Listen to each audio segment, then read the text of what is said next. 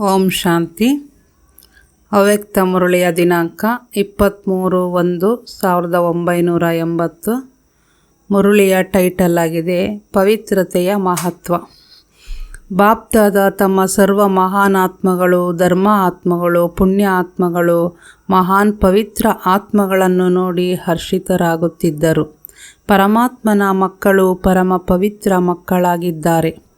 ಪವಿತ್ರತೆಯ ಮಹಾನತೆ ಇದೆ, ಪವಿತ್ರತೆಯ ಮಾನ್ಯತೆ ಇದೆ. ಪವಿತ್ರತೆಯ ಕಾರಣದಿಂದಲೇ ಪರಮ ಪೂಜ್ಯ ಮತ್ತು ಗಾಯನ ಯೋಗ್ಯರಾಗುತ್ತಾರೆ. ಪವಿತ್ರತೆಯೇ ಶ್ರೇಷ್ಠ ಧರ್ಮ ಅರ್ಥಾತ್ ಧಾರಣೆಯಾಗಿದೆ. ಪವಿತ್ರತೆಯೇ ದಾನ ಕೊಡುವುದು ಈಶ್ವರೀಯ ಸೇವೆಯ ಅತೀ ದೊಡ್ಡ ಪುಣ್ಯವಾಗಿದೆ. ಪವಿತ್ರ ಮಾಡುವುದೇ ಪುಣ್ಯ ಆತ್ಮ ಆಗುವುದು. ಏಕೆಂದರೆ ಯಾವುದೇ ಆತ್ಮನಿಗೆ ಆತ್ಮಘಾತ ಮಹಾಪಾಪದಿಂದ ಬಿಡಿಸುವುದು. ಅಪವಿತ್ರತೆ ಆತ್ಮಘಾತವಾಗಿದೆ. ಪವಿತ್ರತೆ ಜೀಯದಾನವಾಗಿದೆ. ಪವಿತ್ರ ಮಾಡುವುದು ಅರ್ಥಾತ್ ಪುಣ್ಯ ಆತ್ಮ ಮಾಡುವುದು. ಗೀತೆಯ ಜ್ಞಾನದ ಅಥವಾ ವರ್ತಮಾನ ಪರಮಾತ್ಮ ಜ್ಞಾನದ ಸಾರರೂಪದ ಸ್ಲೋಗನ್ನಲ್ಲಿಯೂ ಪವಿತ್ರತೆಯ ಮಹತ್ವವನ್ನು ಹೇಳುತ್ತೀರಿ. ಪವಿತ್ರರಾಗಿ ಯೋಗಿಗಳಾಗಿ. ಇದೇ ಸ್ಲೋಗನ್ ಮಹಾನ್ ಆತ್ಮನಾಗುವ ಆಧಾರವಾಗಿದೆ. ಬ್ರಾಹ್ಮಣ ಜೀವನದ ಪುರುಷಾರ್ಥದ ನಂಬರ್ ಸಹ ಪವಿತ್ರತೆಯ ಆಧಾರದ ಮೇಲಿದೆ. ಭಕ್ತಿ ಮಾರ್ಗದಲ್ಲಿ ಯಾದಗಾರ ಪವಿತ್ರತೆಯ ಆಧಾರದ ಮೇಲಿದೆ. ಯಾವುದೇ ಭಕ್ತ ತಮ್ಮ ಯಾದಗಾರ ಚಿತ್ರವನ್ನು ಪವಿತ್ರತೆ ಇಲ್ಲದೆ ಸ್ಪರ್ಶ ಮಾಡುವುದಿಲ್ಲ. ವಿಶೇಷ ದೇವಿ ಮತ್ತು ದೇವತೆಗಳ ದಿವಸವನ್ನು ಆಚರಿಸುವ ದಿನದ ಮಹತ್ವವು ಪವಿತ್ರತೆಯಾಗಿದೆ. ಭಕ್ತಿಯ ಅರ್ಥವಾಗಿದೆ ಅಲ್ಪಕಾಲ, ಜ್ಞಾನದ ಅರ್ಥವಾಗಿದೆ ಸದಾಕಾಲ. ಆದ್ದರಿಂದ ಭಕ್ತರು ಅಲ್ಪಕಾಲದ ನಿಯಮಗಳನ್ನು ಪಾಲನೆ ಮಾಡುತ್ತಾರೆ. ನವರಾತ್ರಿ, ಜನ್ಮಾಷ್ಟಮಿ ಅಥವಾ ದೀಪಾವಳಿ ಅಥವಾ ಯಾವುದೇ ವಿಶೇಷ ಉತ್ಸವ ಆಚರಿಸುವಾಗ ಪವಿತ್ರತೆಯ ನಿಯಮವನ್ನು ಅಲ್ಪಕಾಲಕ್ಕಾಗಿಯಾದರೂ ಅವಶ್ಯವಾಗಿ ಪಾಲನೆ ಮಾಡುತ್ತಾರೆ. ಶರೀರದ ಪವಿತ್ರತೆ ಮತ್ತು ಆತ್ಮನ ನಿಯಮಗಳ ಎರಡೂ ಪ್ರಕಾರದ ಶುದ್ಧಿಯನ್ನು ಅವಶ್ಯವಾಗಿ ಇಟ್ಟುಕೊಳ್ಳುತ್ತಾರೆ. ತಮ್ಮ ಯಾದಗಾರ ವಿಜಯಮಾಲೆಯನ್ನು ಸಹ ಸ್ಮರಣೆ ಮಾಡುವಾಗ ಪವಿತ್ರತೆಯನ್ನು ವಿಧಿಪೂರ್ವಕವಾಗಿ ಮಾಡುವರು. ತಾವು ಸಿದ್ಧಿ ಸ್ವರೂಪವಾದಾಗ ಸಿದ್ಧಿ ಸ್ವರೂಪ ಆತ್ಮಗಳ ಪೂಜೆಯು ವಿಧಿಪೂರ್ವಕವಾಗಿ ಆಗುತ್ತದೆ. ಪವಿತ್ರತೆ ಮಹತ್ವವನ್ನು ತಿಳಿದಿರುವಿರಲ್ಲವೇ? ಆದ್ದರಿಂದ ಮೊದಲು ಮುಖ್ಯ ಪೇಪರ್ಸ್ ಪವಿತ್ರತೆಯದನ್ನು ಚೆಕ್ ಮಾಡಿದೆವು. ಪ್ರತಿಯೊಬ್ಬರೂ ತಮ್ಮ ಪವಿತ್ರತೆಯ ಪೇಪರ್ ಚೆಕ್ ಮಾಡಿರುವಿರಾ? ಪ್ರೋಗ್ರಾಂ ಪ್ರಮಾಣ ಪ್ರಗತಿಯನ್ನು ಮಾಡಿರುವಿರಿ. ಒಟ್ಟು ಫಲಿತಾಂಶದಲ್ಲಿ ಎಲ್ಲಕ್ಕಿಂತ ಹೆಚ್ಚು ಬಹುಸಂಖ್ಯಾತರದು ಕರ್ಮಣದಲ್ಲಿ ಪರ್ಸೆಂಟೇಜ್ ಸರಿಯಾಗಿತ್ತು. ವಾಚಾದಲ್ಲಿ ಕರ್ಮಣಾದ ಫಲಿತಾಂಶಕ್ಕಿಂತ 25% ಕಡಿಮೆ ಇತ್ತು. ಮನಸಾದಲ್ಲಿ ಕರ್ಮಣ ಫಲಿತಾಂಶಕ್ಕಿಂತ 50% ಕಡಿಮೆ ಇತ್ತು. ಮನಸಾ ಸಂಕಲ್ಪ ಮತ್ತು ಸ್ವಪ್ನದಲ್ಲಿ ಸ್ವಲ್ಪ ಅಂತರವಿತ್ತು. ಅದರಲ್ಲಿಯೂ ಜನ್ಮದ ದಿನಾಂಕದಿಂದ ಇಲ್ಲಿಯವರೆಗಿನ ಫಲಿತಾಂಶದಲ್ಲಿ ಅನೇಕರ ಪುರುಷಾರ್ಥ ಮಾಡುವುದರಲ್ಲಿ ಇಳಿಯುವ ಏರುವ ಕಲೆ ಬಿದ್ದು ನಂತರ ಅಳಿಸಿದ, ಕೆಲವೊಮ್ಮೆ ಸಂಕಲ್ಪ ಮಾಡಿದ ನಂತರ ನಾಶ ಮಾಡಿದ, ಕೆಲವೊಮ್ಮೆ ವಾಚ ಕರ್ಮಣಾದ ಕಲೆ ಬಿದ್ದು ನಂತರ ಅಳಿಸಿದ, ಹೀಗೆ ಅಳಿಸುವ ಮತ್ತು ದೂರ ಮಾಡುವವರು ಬಹಳ ಇದ್ದರು. ಆದರೆ ಸಂಸ್ಕಾರಗಳ ಕಲೆಯನ್ನು ಅಳಿಸಿ ಇಲ್ಲಿಯವರೆಗೆ ಸಂಪೂರ್ಣ ಸ್ವಪ್ನದವರೆಗೂ ಅಳಿಸಿರುವಂತಹ ಸ್ವಚ್ಛ ಪೇಪರ್ನಂತೆ ಕಂಡುಬರುವಂತಹ ಕೆಲವು ತೀವ್ರ ಪುರುಷಾರ್ಥಿಗಳನ್ನು ಸಹ ನೋಡಿದೆವು. ಗೌರವಯುತವಾಗಿ ತೇರ್ಗಡೆಯಾಗುವಂತಹ ಪವಿತ್ರ ಆತ್ಮಗಳನ್ನು ಸಹ ನೋಡಿದೆವು. ಅವರ ವಿಶೇಷತೆಗಳನ್ನು ಸಹ ನೋಡಿದೆವು. ಬ್ರಾಹ್ಮಣ ಜನ್ಮವಾದಾಗಿನಿಂದ ಇಲ್ಲಿಯವರೆಗೆ ಪುರುಷಾರ್ಥ ಮಾಡುವ ಅವಶ್ಯಕತೆ ಇಲ್ಲ. ಬ್ರಾಹ್ಮಣ ಜೀವನದ ವಿಶೇಷ ಲಕ್ಷಣವಾಗಿದೆ. ಬ್ರಾಹ್ಮಣ ಆತ್ಮನ ಅನಾದಿ ಆದಿ ಸಂಸ್ಕಾರವಾಗಿದೆ. ಈ ರೀತಿ ಸ್ವಾಭಾವಿಕ ಸಂಸ್ಕಾರಗಳಿಂದ ಸ್ವಪ್ನ ಅಥವಾ ಸಂಕಲ್ಪದಲ್ಲಿಯೂ ಅಪವಿತ್ರತೆ ಪ್ರಕಟವಾಗಿಲ್ಲ. ಸಂಕಲ್ಪ ಬಂದು ವಿಜಯಿ ಆಗುವುದಕ್ಕಿಂತಲೂ ಮೇಲಿನ ಸ್ತರದಲ್ಲಿ ಸ್ವಾಭಾವಿಕ ಸಂಸ್ಕಾರ ರೂಪದಲ್ಲಿ ನಡೆಯುತ್ತಿದ್ದಾರೆ. ಈ ವಿಷಯದಲ್ಲಿ ಪುರುಷಾರ್ಥ ಮಾಡುವ ಅವಶ್ಯಕತೆ ಇರಲಿಲ್ಲ. ಹೀಗೆ ಪರಮಪೂಜ್ಯ ಸಂಸ್ಕಾರದವರನ್ನು ಅಲ್ಪಸಂಖ್ಯೆಯಲ್ಲಿ ಸಹ ನೋಡಿದರು. ಜ್ಞಾನಪೂರ್ಣರಾಗಿದ್ದರು. ಬೇರೆಯವರಿಗೆ ಪವಿತ್ರರಾಗುವ ವಿಧಿಯನ್ನು ಹೇಳುತ್ತಿದ್ದರು. ಬೇರೆಯವರಿಗೆ ದುರ್ಬಲತೆಗಳನ್ನು ಹೇಳುತ್ತಿದ್ದರು. ಅವರಿಗೆ ತಂದೆಯ ಶ್ರೀಮತ ಕೊಡುತ್ತಿದ್ದರು. ಸ್ವಯಂ ಸದಾ ಕೇಳುತ್ತಿದ್ದರು. ತಿಳಿದಿದ್ದರೂ ಸದಾ ಸ್ವಚ್ಛವಾಗಿದ್ದರು. ಅರ್ಥಾತ್ ಪವಿತ್ರತೆಯ ವಿಷಯದಲ್ಲಿ ಸಿದ್ಧಿ ಸ್ವರೂಪರಾಗಿದ್ದರು. ಆದ್ದರಿಂದ ಇಂತಹ ಪರಮ ಪವಿತ್ರ ಆತ್ಮಗಳ ಪೂಜೆಯು ಸದಾ ವಿಧಿಪೂರ್ವಕವಾಗಿ ಆಗುತ್ತದೆ. ಅಷ್ಟದೇವನ ರೂಪದಲ್ಲಿಯೂ ಪೂಜೆ ಮತ್ತು ಭಕ್ತರ ಇಷ್ಟದೇವನ ರೂಪದಲ್ಲಿ ಪೂಜೆಯಾಗುತ್ತದೆ. ಅಷ್ಟಶಕ್ತಿಯರ ಪ್ರಾಕ್ಟಿಕಲ್ ಸ್ವರೂಪ ಅಷ್ಟದೇವ ಪ್ರತ್ಯಕ್ಷರಾಗುತ್ತಾರೆ. ಪೇಪರ್ನ ಫಲಿತಾಂಶವನ್ನು ಕೇಳಿದಿರಾ? ಆದ್ದರಿಂದ ಮನಸ್ಸ ಪರಿವರ್ತನೆಯಾಗುವುದಕ್ಕೆ ಡಬಲ್ ಗಮನ ಕೊಡಿ. ಸಂಪನ್ನರಾಗುವವರೆಗೆ ಸಂಕಲ್ಪಗಳು ಬರುತ್ತವೆ ಎಂದಲ್ಲ. ಸಂಕಲ್ಪ ಅರ್ಥಾತ್ ಅರ್ಧ ಕಲ್ಪದವರೆಗೆ ಬೀಜವು ಫಲ ಕೊಡದಂತೆ ಬೀಜವನ್ನೇ ಯೋಗಾಗ್ನಿಯಲ್ಲಿ ಸುಟ್ಟು ಹಾಕಿ. ವಾಚಾದ 2 ಮುಖ್ಯ ಎಲೆಗಳು ಬರಬಾರದು. ಕರ್ಮಣಾದ ಕಾಂಡ ಮತ್ತು ರೆಂಬೆ ಕೊಂಬೆಗಳು ಸಹ ಬರಬಾರದು. ಬಹಳ ಕಾಲದ ಭಸ್ಮೀಭೂತ ಬೀಜ ಜನ್ಮ ಜನ್ಮಾಂತರಕ್ಕಾಗಿ ಫಲ ಕೊಡುವುದಿಲ್ಲ. ಈ ವಿಷಯದಲ್ಲಿ ಅಂತ್ಯಕ್ಕೆ ಸಂಪೂರ್ಣ ಆಗುವುದು ಎಂದಲ್ಲ. ಆದರೆ ಬಹಳ ಕಾಲದ ಅಭ್ಯಾಸವೇ ಅಂತ್ಯದಲ್ಲಿ ಪಾಸು ಮಾಡುವುದು. ಅಂತ್ಯದಲ್ಲಿ ಸಂಪೂರ್ಣರಾದರೆ ಇದೇ ಸಂಕಲ್ಪವನ್ನು ಮೊದಲು ನಾಶ ಮಾಡಿ. ಈಗ ಆದರೆ ಅಂತ್ಯದಲ್ಲಿಯೂ ಆಗುವಿರಿ. ಈಗಿಲ್ಲದಿದ್ದರೆ ಅಂತ್ಯದಲ್ಲಿಯೂ ಇಲ್ಲ. ಆದ್ದರಿಂದ ಈ ಹುಡುಗಾಟಿಕೆಯ ನಿದ್ರೆಯಿಂದ ಎದ್ದೇಳಿ. ಇದರಲ್ಲಿಯೂ ನಿದ್ರಿಸಿದರೆ ಕಳೆದುಕೊಳ್ಳುವಿರಿ. ನಾವು ಅಂತ್ಯದಲ್ಲಿ ಸಂಪೂರ್ಣರಾಗುವುದು ಎಂದು ತಿಳಿದಿದ್ದೆವು ಎಂದು ಆಮೇಲೆ ದೂರು ಕೊಡಬೇಡಿ. ಅಂತ್ಯದಲ್ಲಿ ಸಂಪೂರ್ಣರಾಗುವುದರ ಅರ್ಥವನ್ನು ಸಹ ತಿಳಿದುಕೊಳ್ಳಿ. ಯಾವುದೇ ವಿಶೇಷ ದುರ್ಬಲತೆಯನ್ನು ಅಂತ್ಯದಲ್ಲಿ ಸಂಪೂರ್ಣ ಮಾಡುವೆವು ಎಂದು ಎಂದಿಗೂ ಸಂಕಲ್ಪದಲ್ಲಿಯೂ ತರಬೇಡಿ. ಪುರುಷಾರ್ಥ ಮಾಡಿ. ಬ್ರಾಹ್ಮಣ ಜೀವನದ ಆಭರಣಗಳನ್ನು ಈಗಲೇ ತಯಾರು ಮಾಡಬೇಕು. ಮರ್ಯಾದೆಗಳು ಮತ್ತು ನಿಯಮ ಪಾಲನೆ ಮಾಡುವ ಆಭರಣಗಳನ್ನು ಈಗಲೇ ಹಚ್ಚಬೇಕು. ಪಾಲಿಷ್ ಸಹ ಈಗಲೇ ಮಾಡಬೇಕು. ಅಂತ್ಯದಲ್ಲಿ ಕೇವಲ ಪಾಲಿಷ್ ಮಾಡಿದವುಗಳಿಗೆ ಕೈ ಹಚ್ಚುವುದು. ಆ ಸಮಯದಲ್ಲಿ ಪಾಲಿಷ್ ಸಹ ಮಾಡಲಾರಿರಿ. ಕೇವಲ ಅನ್ಯ ಆತ್ಮಗಳ ಶ್ರೇಷ್ಠ ಸೇವೆಗಾಗಿ ಸಮಯ ಸಿಗುವುದು. ಆ ಸಮಯವು ಪುರುಷಾರ್ಥಿ ಸ್ವರೂಪವಿರುವುದಿಲ್ಲ. ಮಾಸ್ಟರ್ ದಾತಾನ ಸ್ವರೂಪವಿರುವುದು. ಕೊಡದೆ ತೆಗೆದುಕೊಳ್ಳುವುದಾದರೆ ಪಾಲಿಷ್ ಹೇಗೆ ಮಾಡುವಿರಿ? ತಮ್ಮದೇ ನಗಗಳನ್ನು ಜೋಡಿಸುವುದರಲ್ಲಿಯೇ ತೊಡಗಿದರೆ ವಿಶ್ವಕಲ್ಯಾಣಕಾರಿಯ ಪಾರ್ಟ್ ಮಾಡಲಾರಿರಿ. ಆದ್ದರಿಂದ ಈಗ ಮಾಸ್ಟರ್ ರಚಯಿತನಾಗುವ ಧಾರಣೆ ಮಾಡಿಕೊಳ್ಳಿ. ಬಾಲ್ಯದ ಸಂಸ್ಕಾರಗಳನ್ನು ಸಮಾಪ್ತಿ ಮಾಡಿ ಮಾಸ್ಟರ್ ರಚಯಿತರಾಗಿ ಪ್ರಾಪ್ತಿಯಾದ ಶಕ್ತಿಗಳನ್ನು ಮತ್ತು ಪ್ರಾಪ್ತಿಯಾದ ಜ್ಞಾನ, ಗುಣ ಮತ್ತು ಸರ್ವ ಖಜಾನೆಗಳನ್ನು ಬೇರೆಯವರಿಗಾಗಿ ವರದಾನಿಯಾಗಿ ಮತ್ತು ಮಹಾಜ್ಞಾನಿಯಾಗಿ ಮತ್ತು ಮಹಾದಾನಿಯಾಗಿ ಕೊಡಿ. ವರದಾನಿ ಅರ್ಥಾತ್ ತಮ್ಮ ಶಕ್ತಿಗಳಿಂದ ವಾಯುಮಂಡಲ ಮತ್ತು ವೈಬ್ರೇಷನ್ನ ಪ್ರಭಾವದಿಂದ ಆತ್ಮಗಳನ್ನು ಪರಿವರ್ತನೆ ಮಾಡಿ. ಮಹಾಜ್ಞಾನಿ ಅರ್ಥಾತ್ ವಾಣಿಯಿಂದ ಮತ್ತು ಸೇವೆಯ ಸಾಧನಗಳಿಂದ ಆತ್ಮಗಳ ಪರಿವರ್ತನೆ ಮಾಡಿ.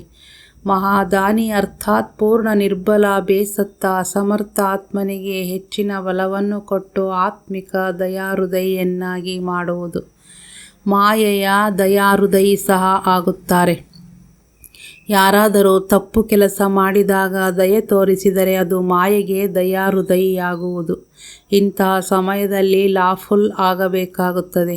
ಇಲ್ಲದಿದ್ದರೆ ಸೆಳೆತವಿರುತ್ತದೆ. ಆದರೆ ದಯೆ ಎಂದು ತಿಳಿಯುತ್ತಾರೆ. ಇದನ್ನು ಮಾಯೆಗೆ ದಯೆ ತೋರಿಸುವುದು ಎಂದು ಹೇಳಲಾಗುತ್ತದೆ. ಹೀಗೆ ದಯಾಹೃದಯಿ ಆಗಬೇಡಿ. ಆದ್ದರಿಂದ ಆತ್ಮಿಕ ದಯಾಹೃದಯಿ ಎಂದು ಹೇಳಿದೆವು. ಇಲ್ಲವಾದರೆ ಶಬ್ದದ ಲಾಭವನ್ನು ಸಹ ತೆಗೆದುಕೊಳ್ಳುತ್ತಾರೆ. ಮಹಾದಾನಿ ಅರ್ಥಾತ್ ಪೂರ್ಣ ಭರವಸೆ ಇಲ್ಲದವರಲ್ಲಿ ಭರವಸೆಯನ್ನು ಹುಟ್ಟಿಸುವುದು. ಅರ್ಥಾತ್ ಪ್ರಜೆಗಳಿಗಾಗಿ ಮಹಾದಾನ ಕೊಡುವುದು. ವಾರಿಸ್ ಕ್ವಾಲಿಟಿಯವರಿಗೆ ಮಹಾದಾನಿಯಲ್ಲ. ದಾನವನ್ನು ಸದಾ ಪೂರ್ಣ ಬಡವರಿಗೆ ಕೊಡಲಾಗುತ್ತದೆ, ನಿರಾಶ್ರಿತರಿಗೆ ಆಸರೆ ಕೊಡಲಾಗುತ್ತದೆ. ಆದ್ದರಿಂದ ಪ್ರಜೆಗಳಿಗಾಗಿ ಮಹಾದಾನಿ ಮತ್ತು ಅಂತ್ಯದಲ್ಲಿ ಭಕ್ತ ಆತ್ಮಗಳಿಗೆ ಮಹಾದಾನಿ. ಪರಸ್ಪರರಲ್ಲಿ ಒಬ್ಬರು ಇನ್ನೊಬ್ಬರಿಗೆ ಬ್ರಾಹ್ಮಣರು ಮಹಾದಾನಿಯಲ್ಲ. ಅವರು ಪರಸ್ಪರರಲ್ಲಿ ಸಹಯೋಗಿ ಜೊತೆಗಾರರಾಗಿದ್ದಾರೆ, ಸಹೋದರ ಮತ್ತು ಸಹೋದ್ಯೋಗಿ ಪುರುಷಾರ್ಥಿಯಾಗಿದ್ದಾರೆ. ಸಹಯೋಗ ಕೊಡಿ, ಆದರೆ ದಾನ ಕೊಡುವುದಿಲ್ಲ. ತಿಳಿಯಿತೇ? ಆದ್ದರಿಂದ ಈಗ ಈ ಸಂಕಲ್ಪವನ್ನು ಸಮಾಪ್ತಿ ಮಾಡಿ. ಯಾವಾಗಲಾದರೂ ಆಗುವುದು ಎಂಬ ಶಬ್ದವನ್ನು ಸಮಾಪ್ತಿ ಮಾಡಿ. ತೀವ್ರ ಪುರುಷಾರ್ಥಿ ಯಾವಾಗ ಎನ್ನುವುದಿಲ್ಲ, ಆದರೆ ಈಗ ಎನ್ನುತ್ತಾರೆ. ಆದ್ದರಿಂದ ಸದಾ ತೀವ್ರ ಪುರುಷಾರ್ಥಿಯಾಗಿ.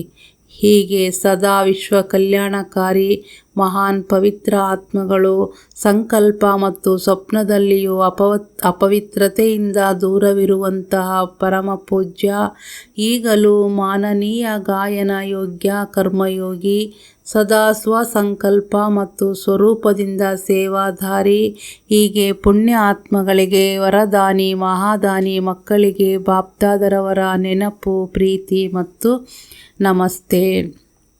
ಪಾರ್ಟಿಗಳ ಜೊತೆಗೆ ಎಲ್ಲರೂ ಸದಾ ಸಿದ್ಧ ಮತ್ತು ಆಲ್ರೌಂಡರ್ ಆಗಿರುವಿರಾ? ಸದಾ ಸಿದ್ಧ ಅರ್ಥಾತ್ ಆದೇಶ ಬರುತ್ತಲೇ ಹೊರಡುವುದು, ಅರ್ಥಾತ್ ಆದೇಶ ಸಿಗುತ್ತಲೇ ಹಾಂಜಿ ಎನ್ನುವುದು. ಏನು ಮಾಡುವುದು ಮತ್ತು ಹೇಗೆ ಮಾಡುವುದು ಎಂದಲ್ಲ, ಏನಾಗುವುದು, ಹೇಗೆ ಆಗುವುದು, ನಡೆಯುವೆವೋ ಇಲ್ಲವೋ ಎಂಬ ಸಂಕಲ್ಪ ಬಂದರೆ ಸದಾ ಸಿದ್ಧ ಎಂದು ಹೇಳಲಾಗುವುದಿಲ್ಲ. ತೀವ್ರ ಪುರುಷಾರ್ಥಿಯ ವಿಶೇಷತೆಯಾಗಿದೆ ಸದಾ ಸಿದ್ಧ ಮತ್ತು ಆಲ್ರೌಂಡರ್. ಮನಸ ವಾಚ ಕರ್ಮಣ ಸೇವೆಯ ಚಾನ್ಸ್ ಸಿಕ್ಕಾಗ ಪ್ರತಿಯೊಂದು ವಿಷಯದಲ್ಲಿ ನಂಬರ್ 1, ವಾಚಾದಲ್ಲಿ ನಂಬರ್ 1, ಕರ್ಮಣದಲ್ಲಿ 2ನೇ ನಂಬರ್ ಮತ್ತು ಮನಸಾದಲ್ಲಿ 3ನೇ ನಂಬರ್ ಅಲ್ಲ. ಎಷ್ಟು ಸ್ನೇಹದಿಂದ ವಾಚಾ ಸೇವೆಯನ್ನು ಮಾಡುತ್ತೀರೋ ಅಷ್ಟೇ ಮನಸಾ ಸೇವೆಯನ್ನು ಸಹ ಮಾಡಬೇಕು. ಮನಸಾ ಸೇವೆಯ ಅಭ್ಯಾಸವನ್ನು ಮಾಡಿ. ವಾಚಾ ಸೇವೆಯನ್ನು 7 ದಿನದ ಕೋರ್ಸ್ನ ಪ್ರವೃತ್ತಿಯವರು ಸಹ ಮಾಡುತ್ತಾರೆ. ವಾಯುಮಂಡಲವನ್ನು ಶಕ್ತಿಶಾಲಿ ಮಾಡುವುದು ತಮ್ಮ ಕೆಲಸವಾಗಿದೆ. ತಮ್ಮ ಸ್ಥಾನದ, ಶಹರದ, ಭಾರತದ ಮತ್ತು ವಿಶ್ವದ ವಾಯುಮಂಡಲವನ್ನು ಶಕ್ತಿಶಾಲಿ ಮಾಡಿ. ಮನಸಾ ಸೇವೆಯಲ್ಲಿ ಸಫಲತೆ ಸಿಗುತ್ತದೆಯೇ ಎಂದು ಚೆಕ್ ಮಾಡಿ. ಮಾನಸಿಕ ಸೇವೆಯಲ್ಲಿ ಸಫಲತೆಯಾಗುತ್ತಿದ್ದರೆ ಸದಾ ತಾವು ತಮ್ಮ ಸೇವಾ ಕೇಂದ್ರವು ನಿರ್ವಿಘ್ನ ಮತ್ತು ಏರುವ ಕಲೆಯಲ್ಲಿರುವುದು. ಸಂಖ್ಯೆಯ ವೃದ್ಧಿಯಾದರೆ ಏರುವ ಕಲೆ ಎಂದು ಹೇಳಲಾಗುವುದಿಲ್ಲ. ಏರುವ ಕಲೆ ಸಂಖ್ಯೆಯಲ್ಲಿಯೂ ಕ್ವಾಲಿಟಿಯಲ್ಲಿಯೂ ಮತ್ತು ವಾಯುಮಂಡಲವೂ ಜೊತೆಗೆ ಸ್ವಯಂ ಜೊತೆಗಾರರಲ್ಲಿಯೂ ಏರುವ ಕಲೆ. ಇದಕ್ಕೆ ಹೇಳಲಾಗುತ್ತದೆ ಏರುವ ಕಲೆ. ಈ ರೀತಿ ಅನುಭವ ಮಾಡುತ್ತೀರಾ? ಅಮೃತ ವೇಳೆ ಶಕ್ತಿಶಾಲಿಯಾಗಿದೆಯಾ? ಅಮೃತ ವೇಳೆಯಲ್ಲಿ ಹುಡುಗಾಟಿಕೆ ವಿಘ್ನ ಮಾಡುವುದಿಲ್ಲವಷ್ಟೇ, ವಿಶ್ವಕ್ಕೆ ಲೈಟ್ ಮತ್ತು ಮೈಟ್ನ ವರದಾನವನ್ನು ಕೊಡುವಷ್ಟು ಅಮೃತ ವೇಳೆ ಶಕ್ತಿಶಾಲಿಯಾಗಿದೆಯಾ? ಅಮೃತ ವೇಳೆಯ ನೆನಪಿನಿಂದ ತಾವು ತಮ್ಮಿಂದ ಸಂತುಷ್ಟರಾಗಿರುವಿರಾ? ಮುಖ್ಯ ವಿಷಯವೇ ಆಗಿದೆ ನೆನಪು. ಬಾಪ್ದಾದ ಅಮೃತ ವೇಳೆ ಭ್ರಮಣೆ ಮಾಡುವಾಗ ಶಕ್ತಿಶಾಲಿ ವೈಬ್ರೇಷನ್ನ ಕೊರತೆ ಕಂಡುಬರುತ್ತದೆ. ನೇಮಿನಾಥರಾಗುತ್ತೀರಿ, ಆದರೆ ಅನುಭವಿ ಮೂರ್ತಿಯಾಗಿ. ನಿಯಮ ಪ್ರಮಾಣ ಕುಳಿತುಕೊಳ್ಳುವುದು ಅನಿವಾರ್ಯತೆ ಆಯಿತಲ್ಲವೇ? ಅನುಭವವಾದರೆ ನೆನಪಿನಲ್ಲಿ ಕುಳಿತುಕೊಳ್ಳುವಿರಿ. ಅನುಭವವಾದಂತಹ ಮಾತು ಬಯಸದಿದ್ದರೂ ತನ್ನೆಡೆಗೆ ಆಕರ್ಷಿಸುತ್ತದೆ. ವಾಚಾ ಸೇವೆಯಿಂದ ಖುಷಿಯ ಅನುಭವವಾಗುತ್ತದೆ. ಆಗ ಬಯಸದಿದ್ದರೂ ಆ ಕಡೆಗೆ ಓಡುತ್ತೀರಲ್ಲವೇ? ಅದೇ ರೀತಿ ಅಮೃತ ವೇಳೆಯನ್ನು ಶಕ್ತಿಶಾಲಿ ಮಾಡಿ. ಅದರಿಂದ ಮನಸಾ ಸೇವೆಯ ಅನುಭವವನ್ನು ಹೆಚ್ಚಿಸಿಕೊಳ್ಳಬಹುದು. ಅಂತಿಮದಲ್ಲಿ ವಾಚಾ ಸೇವೆಗೆ ಚಾನ್ಸ್ ಇರುವುದಿಲ್ಲ, ಮನಸಾ ಸೇವೆಗೆ ಸರ್ಟಿಫಿಕೇಟ್ ಸಿಗುವುದು. ಏಕೆಂದರೆ ಮಾತನಾಡಲು ಆಗದಷ್ಟು ದೊಡ್ಡ ಕ್ಯೂ ಇರುವುದು. ಈಗಲೂ ಮೇಳಗಳನ್ನು ಮಾಡುವಾಗ ಬಹಳ ಜನ ಸೇರಿದರೆ ಏನು ಮಾಡುವಿರಿ? ಶಾಂತಿಯಿಂದ ಅವರಿಗೆ ಶುಭ ಭಾವನೆ ಮತ್ತು ಕಾಮನೆಯಿಂದ ದೃಷ್ಟಿಯನ್ನು ಕೊಡುತ್ತೀರಲ್ಲವೇ? ಅಂತ್ಯದಲ್ಲಿಯೂ ಪ್ರಭಾವ ಕಂಡಾಗ ಏನಾಗುವುದು? ಈಗ ಸ್ಥೂಲ ಲೈಟ್ನ ಪ್ರಭಾವದಿಂದ ಬರುತ್ತಾರೆ, ನಂತರ ಆ ಸಮಯ ಆತ್ಮನಾದ ತಮ್ಮ ಲೈಟ್ನ ಪ್ರಭಾವವಿರುವುದು. ಆ ಸಮಯ ಮನಸಾ ಸೇವೆಯನ್ನು ಮಾಡಬೇಕಾಗುವುದು, ದೃಷ್ಟಿಯಿಂದ ಪರಿವರ್ತನೆ ಮಾಡಬೇಕಾಗುವುದು, ತಮ್ಮ ವೃತ್ತಿಯಿಂದ ಅವರ ವೃತ್ತಿಯನ್ನು ಬದಲಿಸಬೇಕು, ತಮ್ಮ ಸ್ಮೃತಿಯಿಂದ ಅವರನ್ನು ಸಮರ್ಥ ಮಾಡಬೇಕಾಗುವುದು. ಆಮೇಲೆ ಆ ಸಮಯದಲ್ಲಿ ಭಾಷಣ ಮಾಡುವಿರಾ? ಆದ್ದರಿಂದ ಮನಸಾ ಸೇವೆಯ ಅಭ್ಯಾಸ ಅವಶ್ಯಕವಾಗಿದೆ. ಅನುಭವಿ ಮೂರ್ತಿಯಾಗಿ ಬೇರೆಯವರಿಗೆ ಹೇಳುವುದನ್ನು ತಮ್ಮ ಅನುಭವದ ಆಧಾರದಿಂದ ಹೇಳಿ. ತಿಳಿಯಿತೇ? ಮನಸಾ ಸೇವೆಯನ್ನು ಹೆಚ್ಚು ಮಾಡಿಕೊಳ್ಳಿ. ಈಗ ನಿರ್ವಿಘ್ನ ವಾಯುಮಂಡಲವನ್ನು ಮಾಡಿ. ಅದರಲ್ಲಿ ಯಾವ ಆತ್ಮನಿಗೆ ವಿಘ್ನರೂಪವಾಗುವ ಸಾಹಸವಿರಬಾರದು. ವಿಘ್ನ ಬಂದಾಗ ಅದನ್ನು ಪಾರು ಮಾಡುವುದು ಸಹ ಸಮಯವನ್ನು ವ್ಯರ್ಥ ಮಾಡುವುದಾಗಿದೆ. ಆದ್ದರಿಂದ ಈಗ ಕೋಟೆಯನ್ನು ಶಕ್ತಿಶಾಲಿ ಮಾಡಿ ಪರಸ್ಪರರಲ್ಲಿ ಸ್ನೇಹಿ ಸಹಯೋಗಿಯಾಗಿ ನಡೆಯಿರಿ. ಆಗ ಎಲ್ಲರೂ ತಮ್ಮನ್ನು ಅನುಸರಿಸುವರು. ತಾವು ಏನನ್ನು ಮಾಡುವಿರೋ ಅದನ್ನು ಎಲ್ಲರೂ ಅನುಸರಿಸುವರು. ಎಲ್ಲರೂ ಅಂಗದನ ಸಮಾನ ಅಚಲ ಅಡೋಲ ಆಗಿರುವಿರಲ್ಲವೇ? ರಾವಣ ರಾಜ್ಯದ ಯಾವುದೇ ಪರಿಸ್ಥಿತಿ ಮತ್ತು ವ್ಯಕ್ತಿ ಸ್ವಲ್ಪವೂ ಸಂಕಲ್ಪ ರೂಪದಲ್ಲಿಯೂ ಅಲುಗಾಡಿಸಬಾರದು. ಉಗುರನ್ನೂ ಸಹ ಅಲುಗಾಡಿಸಬಾರದು. ಸಂಕಲ್ಪದಲ್ಲಿ ಅಲುಗಾಡುವುದು ಅರ್ಥಾತ್ ಉಗುರು ಅಲುಗಾಡುವುದು. ಆದ್ದರಿಂದ ಸಂಕಲ್ಪ ರೂಪದಲ್ಲಿಯೂ ವ್ಯಕ್ತಿ ಪರಿಸ್ಥಿತಿ ಅಲುಗಾಡಿಸಬಾರದು. ಎಂದಿಗೂ ಯಾವುದೇ ಸಂಬಂಧಿ ಅಥವಾ ದೈವಿ ಪರಿವಾರದವರು ವಿಘ್ನರೂಪವಾಗಲು ನಿಮಿತ್ತವಾಗಬಾರದು. ಅಂಗದನ ಸಮಾನ ಸದಾ ಅಚಲವಾಗಿರುವರು. ವಿಘ್ನ ಮತ್ತು ಪರಿಸ್ಥಿತಿಗಳನ್ನು ಪಾರು ಮಾಡುವರು, ಏಕೆಂದರೆ ಜ್ಞಾನಪೂರ್ಣರಾಗಿರುವರು. ಈ ವಿಘ್ನ ಏಕೆ ಬಂದಿತು ಎಂದು ತಿಳಿದಿರುವರು. ಈ ವಿಘ್ನ ಬೀಳಿಸಲು ಅಲ್ಲ, ಆದರೆ ಮತ್ತು ಗಟ್ಟಿ ಮಾಡಲು ಇದೆ. ಸಂದಿಗ್ಧತೆಯಲ್ಲಿ ಬರುವುದಿಲ್ಲ. ಹೇಗೆ ಪರೀಕ್ಷೆಯ ಹಾಲ್ನಲ್ಲಿ ಪೇಪರ್ ಬಂದಾಗ ದುರ್ಬಲ ವಿದ್ಯಾರ್ಥಿ ಸಂದಿಗ್ಧತೆಗೆ ಬರುತ್ತಾನೆ, ಆದರೆ ಒಳ್ಳೆಯ ವಿದ್ಯಾರ್ಥಿ ನೋಡಿ ಖುಷಿ ಪಡುತ್ತಾನೆ, ಏಕೆಂದರೆ ಈ ಪೇಪರ್ ಬರೆದು ಮುಂದಿನ ತರಗತಿಗೆ ಹೋಗುವುದು ಎಂಬುದು ಬುದ್ಧಿಯಲ್ಲಿ ಇರುತ್ತದೆ. ಅವರಿಗೆ ಕಠಿಣ ಎನಿಸುವುದಿಲ್ಲ. ಇಂತಹ ಪ್ರಶ್ನೆ ಏಕೆ ಬಂತು, ಇದನ್ನು ಯಾರು ತೆಗೆದರು, ಏಕೆ ತೆಗೆದರು ಎಂದು ದುರ್ಬಲ ಪ್ರಶ್ನೆಯನ್ನೇ ಎಣಿಸುತ್ತಿರುತ್ತಾರೆ. ಅದೇ ರೀತಿ ಇಲ್ಲಿಯೂ ಸಹ ಏನಾದರೂ ಕಾರಣವು ಪೇಪರ್ ರೂಪದಲ್ಲಿ ಬಂದಾಗ ಇವರು ಏಕೆ ಹೀಗೆ ಮಾಡುತ್ತಾರೆ, ಹೀಗೆ ಮಾಡಬಾರದು ಎಂಬ ಪ್ರಶ್ನೆ ಬರಬಾರದು. ಏನಾಯಿತೋ ಒಳ್ಳೆಯದೇ ಆಯಿತು. ಒಳ್ಳೆಯ ಮಾತನ್ನು ತೆಗೆದುಕೊಳ್ಳಿ. ಹಂಸವು ಮುತ್ತನ್ನು ಆಯ್ಕೆ ಮಾಡುತ್ತದೆ ಮತ್ತು ಕಲ್ಲನ್ನು ಬೇರೆ ಮಾಡುತ್ತದೆ. ಹಾಲನ್ನು ಮತ್ತು ನೀರನ್ನು ಬೇರೆ ಮಾಡಿ ಹಾಲನ್ನು ತೆಗೆದುಕೊಂಡು ನೀರನ್ನು ಬಿಡುತ್ತದೆ. ಹಾಗೆಯೇ ಯಾವುದೇ ಮಾತು ಎದುರಿಗೆ ಬಂದಾಗ ನೀರು ಎಂದು ತಿಳಿದು ಬಿಟ್ಟುಬಿಡಿ. ಯಾರು ಮಿಕ್ಸ್ ಮಾಡಿದರು, ಏಕೆ ಮಾಡಿದರು, ಇದಲ್ಲ. ಇದರಲ್ಲಿಯೇ ಸಮಯ ವ್ಯರ್ಥವಾಗುತ್ತದೆ. ಏಕೆ, ಏನು ಎನ್ನುವುದರಲ್ಲಿಯೇ ಅಂತಿಮ ಸಮಯ ಬಂದರೆ ನಾಪಾಸು ಆಗುವಿರಿ. ವ್ಯರ್ಥ ಮಾಡಿದಿರಿ ಎಂದರೆ ನಾಪಾಸು ಆದಿರಿ. ಏಕೆ, ಏನು ಎಂಬ ಪ್ರಶ್ನೆಗಳಲ್ಲಿ ಶ್ವಾಸ ಹೋದರೆ ನಾಪಾಸಾಗುವಿರಿ. ಯಾವುದೇ ಮಾತನ್ನು ಫೀಲ್ ಮಾಡಿಕೊಳ್ಳುವುದು ಎಂದರೆ ಫೇಲ್ ಆಗುವುದು. ಮಾಯೆ ಸಿಂಹದ ರೂಪದಲ್ಲಿ ಬಂದರೂ ತಾವು ತಮ್ಮ ಯೋಗದ ಅಗ್ನಿಯನ್ನು ಉರಿಯುತ್ತಿರುವಾಗ ಎದುರಿಗೆ ಎಂತಹದೇ ಭಯಾನಕ ಸಿಂಹದಂತಹ ವಸ್ತುವೂ ಸಹ ಆಕ್ರಮಣ ಮಾಡಲಾರದು. ಸದಾ ಯೋಗಾಗ್ನಿ ಉರಿಯುತ್ತಿರಲಿ. ಆಗ ಮಾಯೆ ಯಾವುದೇ ರೂಪದಿಂದ ಬರಲಾರದು. ಎಲ್ಲ ವಿಘ್ನಗಳು ಸಮಾಪ್ತಿಯಾಗುವವು. ಒಳ್ಳೆಯದು. ಓಂ ಶಾಂತಿ, ಓಂ ಶಾಂತಿ, ಓಂ ಶಾಂತಿ.